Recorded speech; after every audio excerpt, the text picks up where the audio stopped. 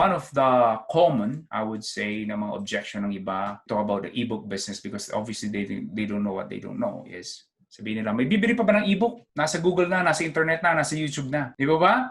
Right? Sino po yun ang pumasok sa isip ninyo or type yes or narinig nyo na yan from someone else? But what they didn't know, because yun nga, they don't know what they don't know, is just last year alone, 2019, publishers have sold $2.06 billion on ebooks alone. Kaya pag may nagsabi dyan, walang bibili ng ebook, they don't know what they don't know. Because ang assumption nila, hindi sila bumibili ng ebook, so wala rin bibili ng ebook.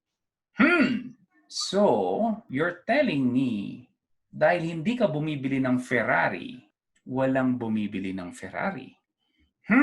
So you're telling me, dahil hindi ka bumibili ng Louis Vuitton bag that costs 500,000 pesos, ibig sabihin walang bumibili ng Louis Vuitton na bag? Is that what are you telling me? Right? That is the thing. Wait, before you go, do not forget to click that red subscribe button below. Appreciate it. Thank you for watching.